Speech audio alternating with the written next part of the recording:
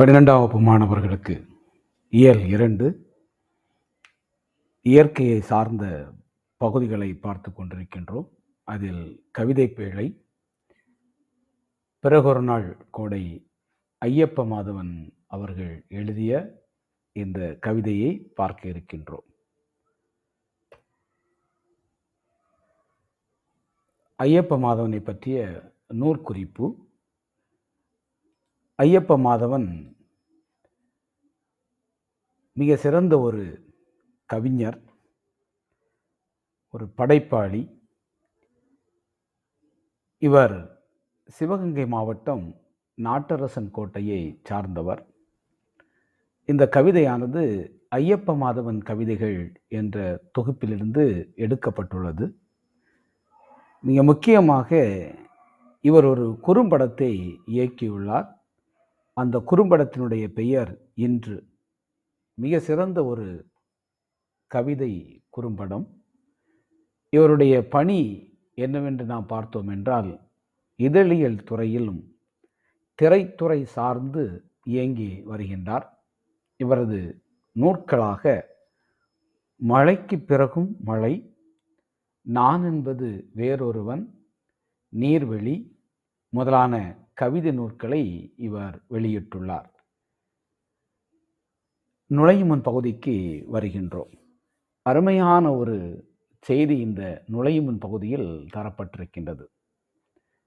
என்ன என்றால், மாறுபட்ட இரண்டு இணைகிற போது ஒரு புது அழகு புலப்படுகிறது. எப்படி என்றால், பகலும் இரவும் சந்திக்கின்ற அந்த அந்தி பொழுது மிக அழகு. அதை போன்று கரையும் கடலும் சேருகின்ற அந்த ஓரம் மிக சிறப்பான ஒரு அழகு. மழை பெய்து கொண்டிருக்கின்ற நேரத்தில் மழைக்கு இடையே வெயில் வருகின்ற அந்த வேளை வெளிப்படும் அழகு பார்க்க திகட்டாதாக இருக்கும்.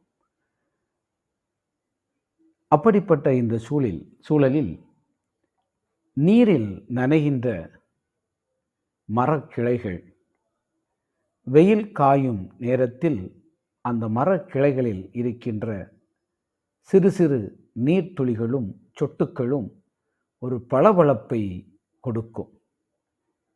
மழை பெய்து சிறிது நேரம் கழித்து வருகின்ற வெயிலை கண்டு மகிழ்ந்த பறவைகள் எல்லாம் இசையை எழுப்பி பறந்து செல்லும். இது நம்முடைய நெஞ்சிலே தடமாக இருக்கும். நாம் பார்த்திருக்கலாம். மழை என்றால் அது மிகவும் இருட்டான ஒரு சூழலாக இருக்கும். மழை பெய்து முடிந்த பிறகு சூரியனுடைய புறப்பாடு தெரியும்.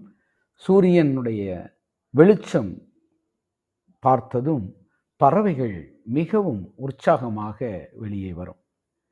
வெயில் கண்டு நாம் மகிழ்ந்தாலும் நம்முடைய நெஞ்சம் என்னவோ மீண்டும் மழை எப்பொழுது பெய்யும் என்று ஏங்கத்தான் செய்கிறது என்ற அடிப்படையில் நுழையும் முன் அமைந்திருக்கின்றது. இப்பொழுது இந்த கவிதையை நாம் பார்த்து விடுவோம். மழைக்காலத்தில் சூரியனின் திடீர் பயணம். காய்கிறது நனைந்திருந்த வெளிச்சம். நகரம் பட்டை தீட்டிய வெள்ளை வைரமாகிறது. நீர்நிலைகளிலிருந்து உதடுகள் குவித்து உறிஞ்சுகிறது ஒளிக்கதிர்கள். சிவரெங்கும் இருந்த நீர்ச்சுவடுகள் அழிந்த மாயத்தில் வருத்தம் தோய்கிறது. தலையசைத்து உதறுகிறது மீதமான சொட்டுக்களை ஈரமான மரங்கள். வெயில் கண்ட பறவைகள் உற்சாகம் பீரிட சங்கீதம் இசைக்கின்றன. மழை கனவிலிருந்து விடுபடுகிறது இவ்வூர். இன்னும் நான் வீட்டு சுவரில் செங்குத்தாய் இறங்கிய மழையை இதயத்தினுள் வழிய விட்டு கொண்டிருக்கிறேன். கை ஏந்தி வாங்கிய துளிகள் நரம்புகளுக்குள் வீணை மீட்டிக் கொண்டிருக்கிறது. போன மழை திரும்பவும் வருமென்று மேகங்களை வெறித்து கொண்டு அலைகிறேன். பிறகொரு நாள் கோடை வந்துவிட்டது என்று ஐயப்ப மாதவன் இந்த கவிதையை எழுதியிருக்கின்றார். இனி இந்த கவிதையினுடைய வரிகளின் பொருளை நாம் அறிந்து கொள்வோம். மழைக்காலத்தில் சூரியனின் திடீர் பயணம்.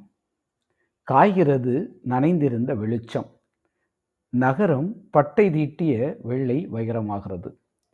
அடைமழை காலமாக இருந்தாலும் சரி, மழை பெய்வதற்கான ஒரு சூழல் இருந்தாலும் சரி, நம்மை சுற்றிய அந்த நிலப்பகுதி ஒரு இருள் காட்சியை தரும்.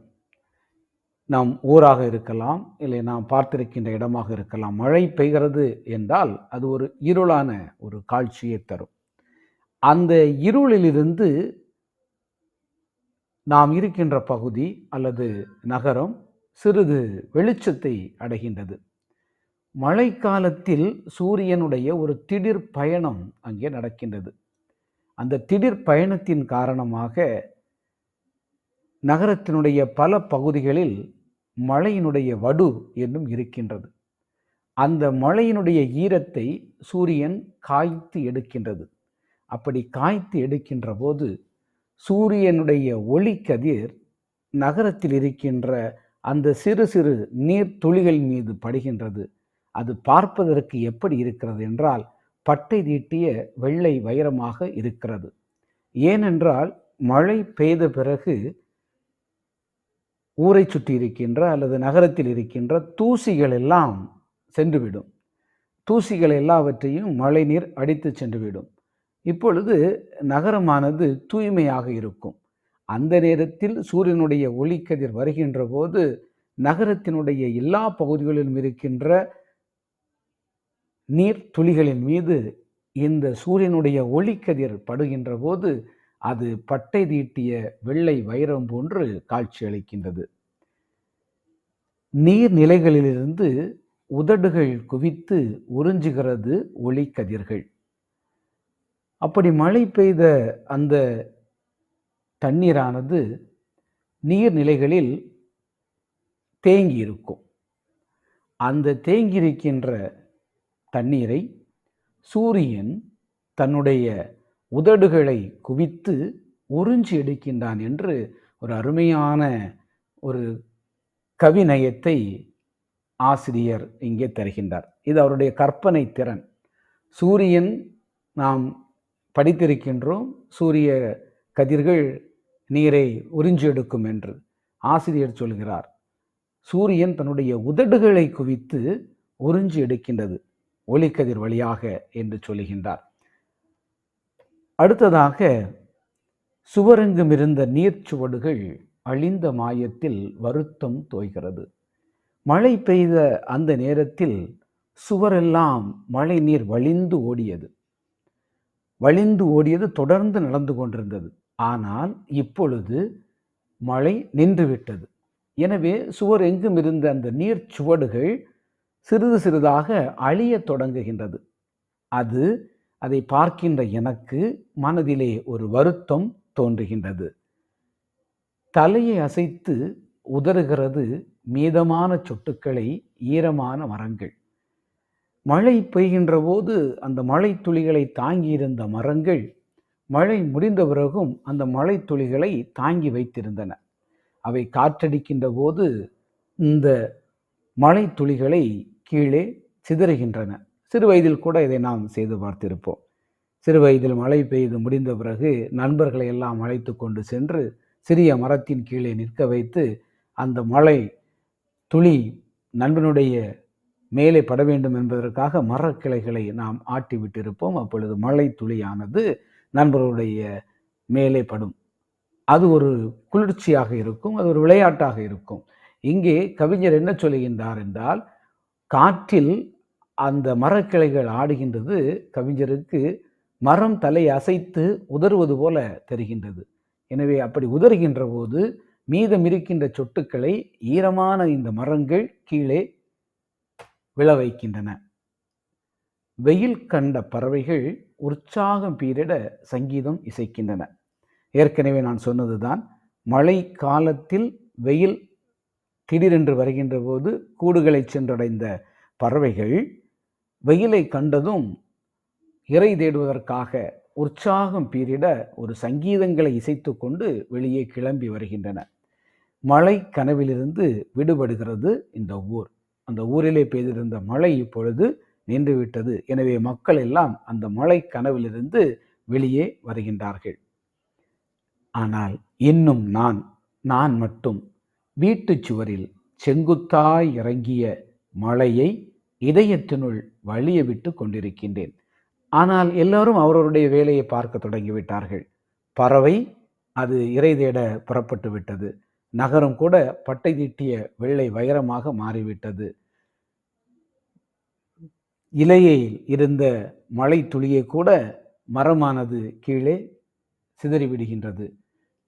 இந்த ஊர் கூட மழையினுடைய கனவிலிருந்து விடுபட்டு விட்டது. எல்லோரும் அவரவர் வேலையை பார்க்க தொடங்கிவிட்டார்கள். ஆனால் நான் வீட்டு சுவரில் செங்குத்தாக இறங்கிய அந்த மழை நீர்களை வீட்டு சுவரில் பார்த்தோம் என்றால் தெரியும், மழை பெய்யும் போது அப்படியே நீர் இறங்கி வரும். அந்த இறங்கிய அந்த மழையை என்னுடைய இதயத்தினுள் நான் வழிய விட்டு கொண்டிருக்கின்றேன். அது இறங்கி வருவது எங்கள் வீட்டு சுவர் அல்ல, என்னுடைய இதயத்திற்குள் அது இறங்கி வருவதாக நான் நினைத்து கொள்கின்றேன். நான் மழை பெய்து கொண்டிருக்கின்ற காலத்தில் கையேந்தி வாங்கிய அந்த மழை துளிகள் நரம்புகளுக்குள் வீணை மீட்டிக் கொண்டிருக்கிறது. நான் மழை பெய்கின்ற நேரத்தில் கை நீட்டி அந்த மழை துளியை வாங்கினேன். அது என்னுடைய உள்ளங்கையில் படுகின்ற போது உள்ளங்கை வழியாக அந்த மழை நீரானது என்னுடைய உடலுக்குள் சென்றது. அது என் உடலில் இருக்கின்ற நரம்புகளுக்குள் வீணை மீட்டிக் கொண்டிருக்கிறது என்று அருமையான ஒரு கவி நயத்தை ஆசிரியர் இந்த வரிகளில் தருகின்றார். போன மழை திரும்பவும் வருமென்று மேகங்களை விரித்து கொண்டு அலைகிறேன். மழை முடிந்துவிட்டது. இந்த மழை எப்பொழுது வரும் என்று நான் மேலே மேலே மீண்டும் மீண்டும் மேகங்களைத்தான் விரித்து கொண்டு பார்க்கின்றேன். ஆனால் மழை வருவதாக தெரியவில்லை. பிறகு ஒரு நாள் கோடை வந்துவிட்டது என்று கவிஞர் ஐயப்ப மாதவன் இந்த கவிதையை முடிக்கின்றார். மாணவர்களே, இந்த பாடம் சார்ந்து இருக்கின்ற கேள்விகளை நீங்கள் புரிந்து கொள்ள வேண்டும். இதில் ஒரு பல உள்தெரிய கேள்வி இருக்கிறது. நரம்புகளுக்குள் வீணை மீட்டிக் கொண்டிருக்கிறது என்று ஐயப்ப மாதவன் குறிப்பிடுவது எது என்று. அதற்கான விடை மழை துளிகள். ஒரு குருவினாய் இருக்கிறது. நகரம் பட்டை தீட்டிய வெள்ளை வைரமாகிறது விளக்குக என்ற கேள்விக்கு நாம் ஏற்கனவே கூறிவிட்டேன். நகரத்தில் இருந்த தூசிகள் எல்லாம் சென்றுவிட்ட காரணத்தினால் அந்த மழை துளியினுடைய எச்சங்களில் மீதி இருக்கின்ற மழை துளிகளில் சூரியனுடைய ஒளிக்கதிர் படுகின்ற போது நகரம் பட்டை தீட்டிய வெள்ளை வைரமாக காட்சியளிக்கின்றது. அடுத்ததாக நீர்நிலையிலிருந்து உதடுகள் குவித்து உறிஞ்சுகிறது ஒளிக்கதிர். இக்கவிதையின் அடி தூங்கும் பனி நிறை வாங்கும் கதிர் நாட்டுப்புற பாடலின் தொடர்ச்சியாக அமைவதை பற்றி எழுதுக என்று கேட்டிருக்கின்றார்கள். இதுவும் அதேதான். கவிஞர் ஏற்கனவே கூறியது போல உதடுகளை குவித்து உறிஞ்சுகிறது ஒளிக்கதிர் என்று சொன்னார். ஆனால் ஒரு நாட்டுப்புற பாடலிலே தூங்கும் பனி நிறை வாங்கும் கதிரோனே என்ற ஒரு பாடல் இருக்கின்றது. இரண்டிற்கும் ஒப்புமையை படுத்தி நாம் எழுத வேண்டும். எனவே அன்பு மாணவர்களை, சிறப்பாக இந்த பாடப்பகுதியை நீங்கள் எழுதி படித்து அதிக மதிப்பெண் பெற உங்களை வாழ்த்துகிறேன். நன்றி, வணக்கம்.